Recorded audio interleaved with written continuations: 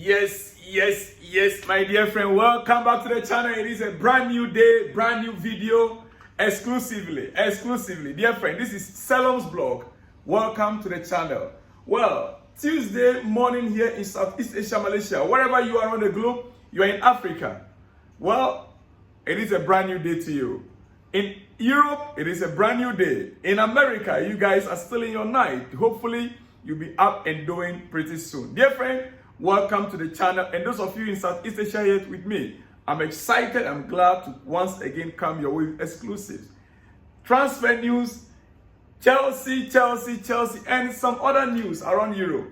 Yeah, like I always say, the Euros is coming up.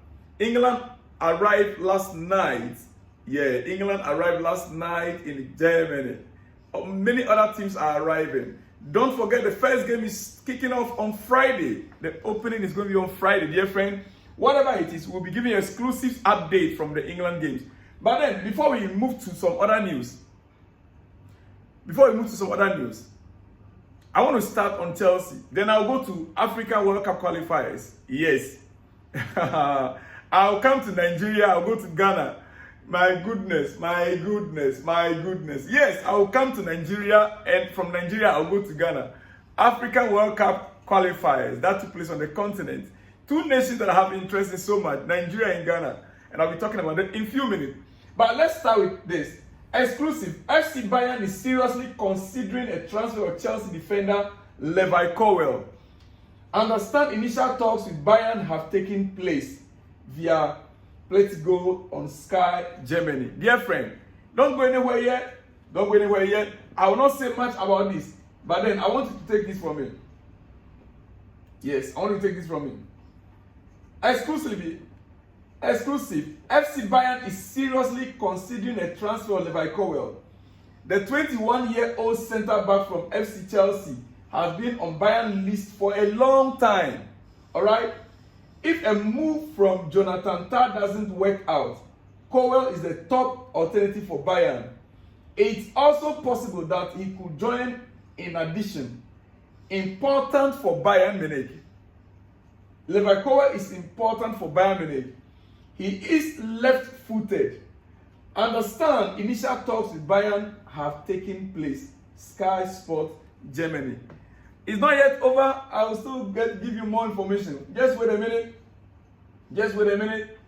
Yes. All right. Quickly. All right. Fabrizio Romano report on that issue.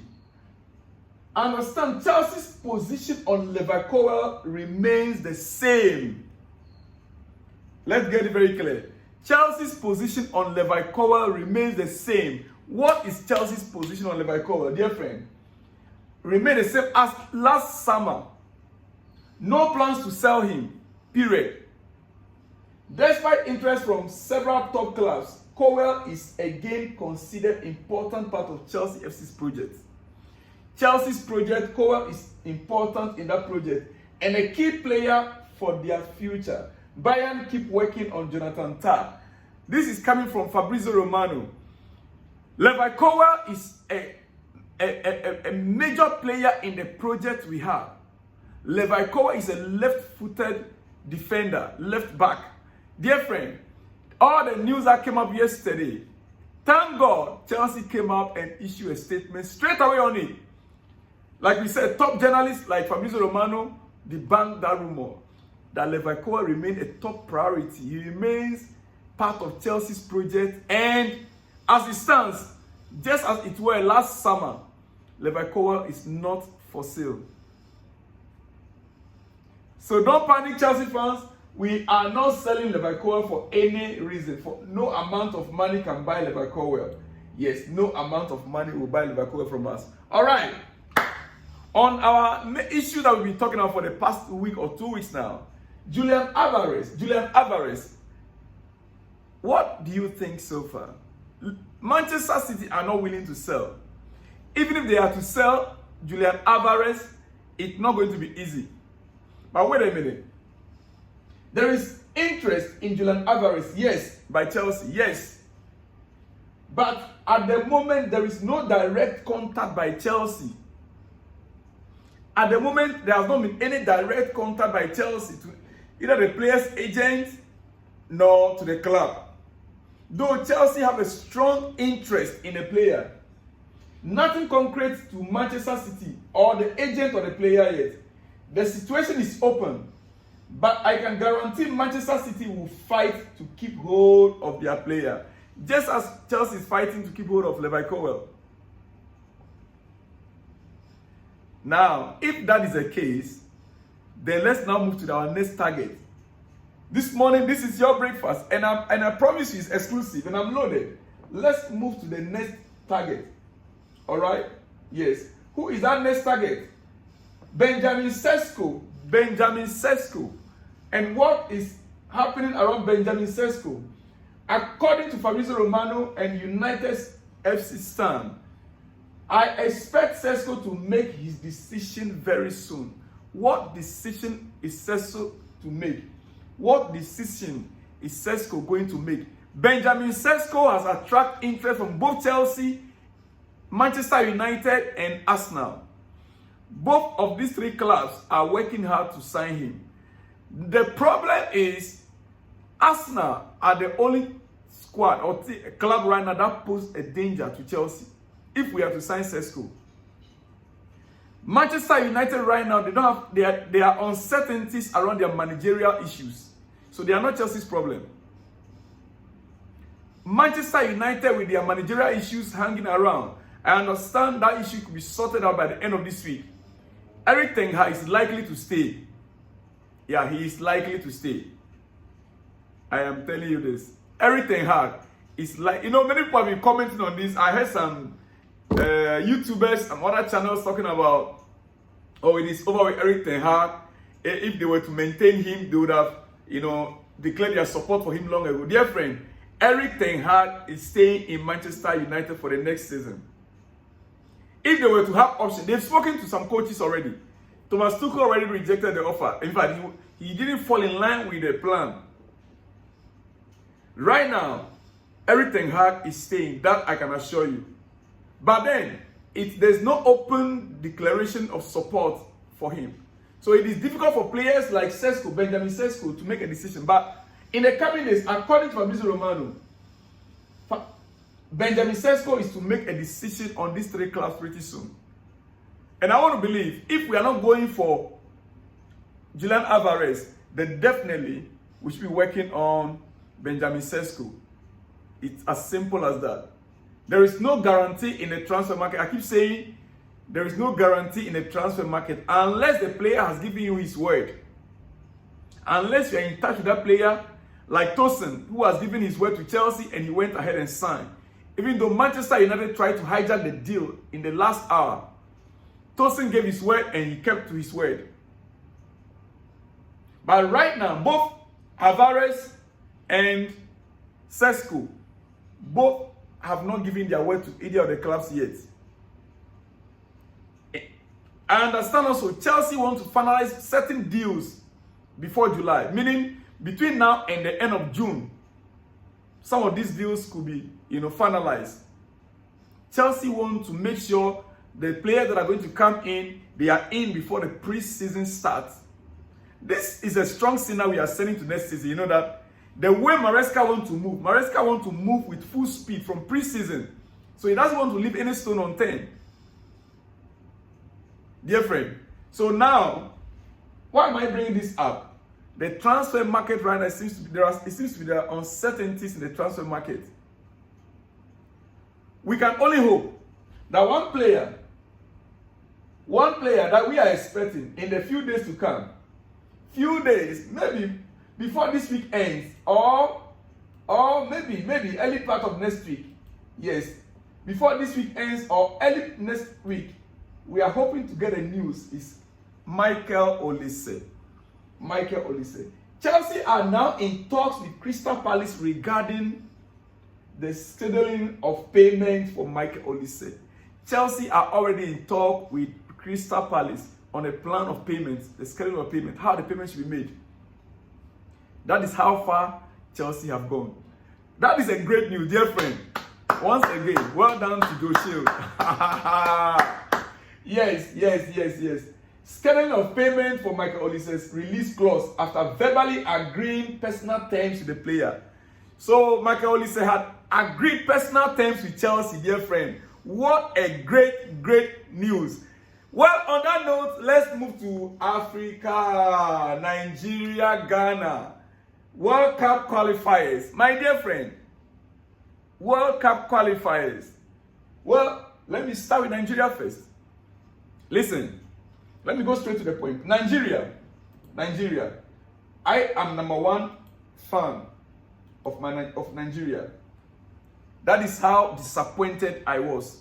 You know, we that are in Asia will have to stay awake until 3 a.m. in order to watch games. 1 a.m., 2 a.m., 3 a.m. to watch some of these games. Yes, we that are in Africa. In order for me to watch the games on the African continent, I have to stay awake 3 a.m. Between 1 a.m., sometimes even till 5 a.m. to watch some of these games. It's very disappointing. It's heartbreaking. Nigeria Super Eagles lost 1-2 to Benin in the FIFA World Cup qualifiers. Nigeria couldn't win any of their first 4 games against Lesotho. Get it? The first game against Lesotho, second one Zimbabwe, third one against South Africa, and the fourth one is Benin. In the World Cup qualifiers. Why? What is happening? I told you yesterday that each team has an opportunity to play 10 games. You have to play 10 games and you have to accumulate 30 points in the 10 games. Once you top your group, automatically qualify for the USA, Mexico, Canada 2026. And so if you have to top your group, you have to accumulate at least above 20 points. You must have above 20 points.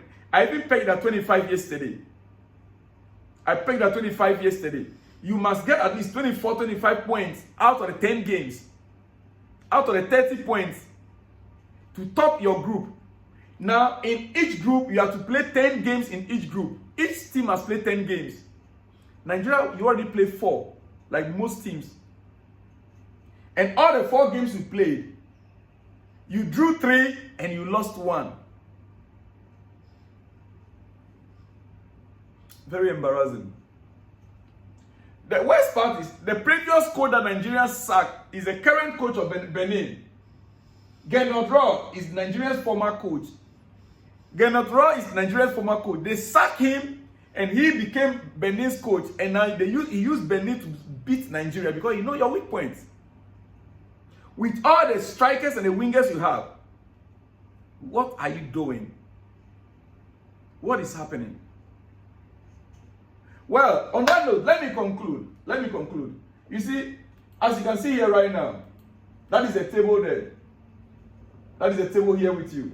6 more World Cup qualifying matches to play for Nigeria. 6 more for you to play.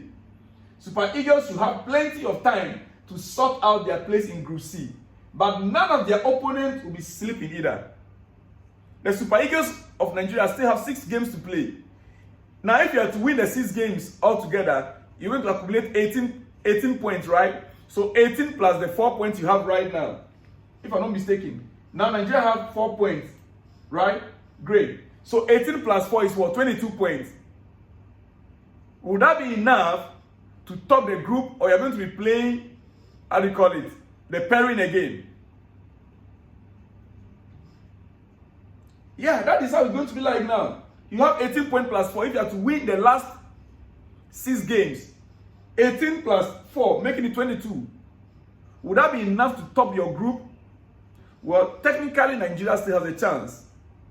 But like I said earlier on, with the other opponents, would they be sleeping for you to just override them? Currently, Benin is topping the group with 7 points.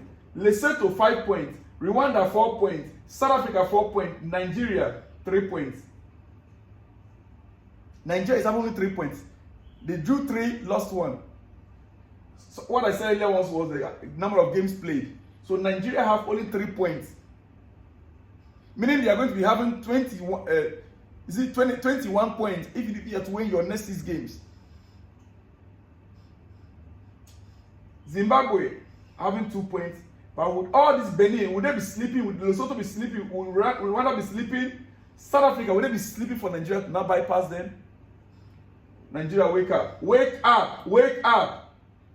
Wake up, Nigeria. All right, coming back to Ghana. Yes, yeah. The Black Stars of Ghana. Yes, we beat Central African Republic 4-3. It was a pulsating game. This game, they really came prepared for Ghana. Listen, full time. Central Africa 3, Republic of Ghana, Black Stars of Ghana 4. They put a hell of fear in my veins last night. But we overcame them. We won 4-3. On match day 4 of the FIFA World Cup qualifiers in Kumasi. This win takes us to the top of the group with 9 points and gives us back-to-back victories in the qualifiers. This gives the Black Stars of Ghana back-to-back victories in the qualifier. Dear friend, meaning right now Ghana is topping the group. Yeah. And we still have 6 games to play. How I wish that the next games will just continue. You know, when the team build the momentum like this, you wish that you can just continue. You know, because right now, as they won 2 games consecutively, as when the next game is coming up, it would have helped. But there's going to be a break. Well, dear friend. On that note, congratulations to my friends in Ghana. Congratulations to Ghana as a whole. Jordan Ayew, scoring hat-trick. Yeah, scoring his second hat-trick for the Black Stars. Congratulations to the team. Well, we hope Ghana qualifies because USA. Dear friend, I will see you in the next one when you see me. Have a great morning and enjoy your day. Shalom and peace.